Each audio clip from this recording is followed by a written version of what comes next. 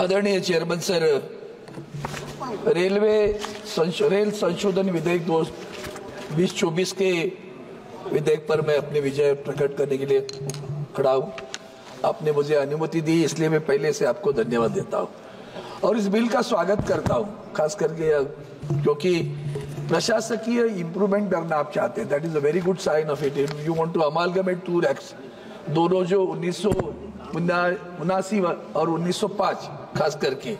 लेकिन इसमें जो आपने कहा है रेलवे ऑर्गेनाइजेशन और लोक निर्माण विभाग से अलग कर दिया गया था 1905 से, आप उसे कामकाज और स्वतंत्रता को बढ़ाना चाहते हैं। ये स्वतंत्रता जो विषय है, क्या that autonomy will be granted to the board और not, or the interference of the government will continue in the functioning of the railways? It's not you should assist, definitely direct them, but right now मुझे कभी-कभी बुरा लगता है। आपने इसमें एक विषय भी रखा है कि भूमि की जो ओपन जगह लैंड है, उस ओपन लैंड के बारे में, लैंड बैंक के बारे में आप क्या करने वाले हो। तो उसमें एक प्रावधान था कि भाई जो रेल की खुली जमीन है या उसको विकसित करने के लिए रेल विकास कॉर्पोरेशन है, भूमि विकास कॉर्पोरेशन। तो आपने अभी तक क्यों नहीं सोचा कि रेल की जो खुली भूमि है उसमें इंक्रोचमेंट हुआ है सर।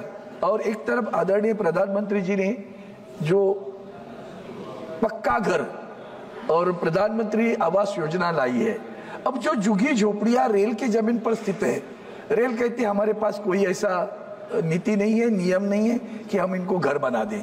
अब महाराष्ट्र की में सरकार ने 2000 के पूर्व जो झुग्गी झोपड़ी आती है उनको अधिकृत कर दिया है।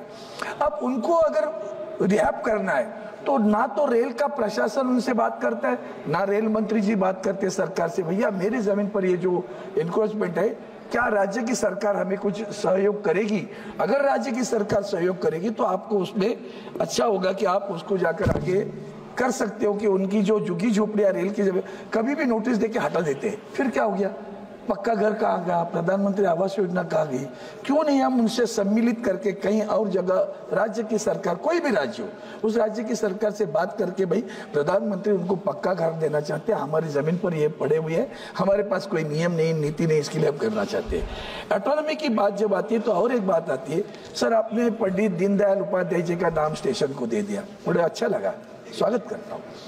मैं कितने सालों से आपके पास मांग कर रहा हूँ, वो भी आप ध्यान रखना कि आपकी पार्टी ने महाराष्ट्र में बोर्ड लगाए कि रेल के स्टेशन के नाम बदल दिए गए करके, और उसका क्रेडिट भी लिया। हालांकि मैं अकेला था जिसने संसद में विधायक विषय उठाया था, कर रोड को लालबाग करो, सैंडर्स रोड को डोंगरी करो। आज के 122 नंबर प्रश्न पर आपने पुराने सारे नाम लिखे हुए हैं, तो नाम बदले कि नहीं बदले? वहां तो आपकी पार्टी लगाती है बोर्ड के, हमारी सरकार ने नाम बदल दिया करके, और बोर्ड वही नाम चल रहे। आज भी चन्नी रोड को गिरगांव करना था, आज तक नाम बदल नहीं गए, लेकिन आज के 122 नंबर प्रश्न पर वही नाम दोबारा आए हुए हैं। मेरी आपसे प्रार्थना है कि रेल बोर्ड को जब आप स्वतंत्रता देना चाहते हो तो ये सारी चीजों को भी देखना चाहिए। नाना, जैसे पंडित दीनदयाल उपाध्याय का नाम दिया, नाना Shankar Sheth sir, Jagdambika Pal sir, chairman sir, मैं आपके ध्यान में भी एक लाना चाहता हूँ।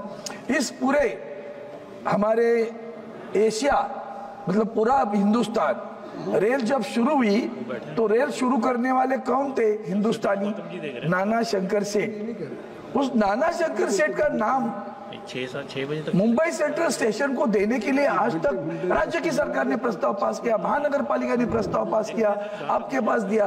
क्या अड़चन है आपको? मुझे समझ में नहीं आती है। इतना अच्छा काम जिससे आपको आशीर्वाद मिलेंगे, पूरे महाराष्ट्र के आशीर्वाद मिलेंगे, पूरे देश के मिले। जिस शख्स ने अपना खुद का बंगला, उस वक्त जीआईपी थे, ग्रेट इंडियन पेनिनसुला रेलवे, उसका नाम था जीआईपी रेलवे, जो पहले शुरू हुई, वो उनके घर में उनका हेड ऑफिस रहा। मेरी आपसे प्रार्थना है इस विषय को तो आप करिए। छत्रपति शिवाजी महाराज टर्मिनस पर छत्रपति शिवाजी महाराज का स्टैचू लगाने के लिए मैं बार बार मांग कर रहा हूँ। आपने केवड़िया स्टेशन का नाम बदल दिया, केवड़िया कर दिया स्टेशन का नाम। वहाँ आदरणीय वल्लभ भाई पटेल जी का स्टैचू लगा हुआ है, म्यूरल लगा हुआ है बिल्डिंग पर, तो यहाँ छत्रपति शिवाजी महाराज का स्टैचू नहीं लग सकता?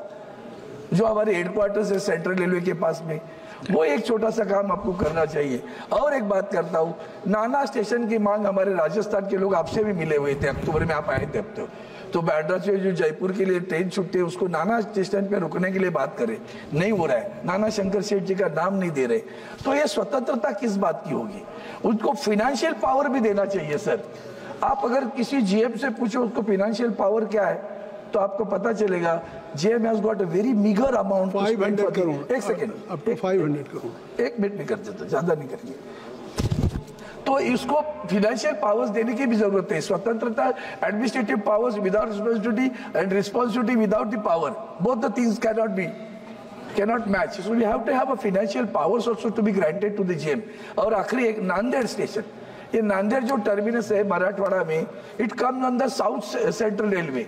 अब पूरा नांदेड़ स्टेशन है महाराष्ट्र में, वहां से रेल शुरू कर दी है महाराष्ट्र में और आता है साउथ सेंट्रल रेलवे।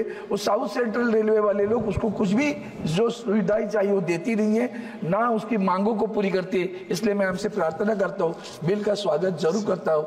एक एडमिनिस्ट्रेटिव रिफॉर्म करने के लिए आपकी कोशिश है, लेकिन उसमें ऑटोनॉमी अगर नहीं आई और उसको अधिकार नहीं दी गई तो सिर्फ कागज चलेगा।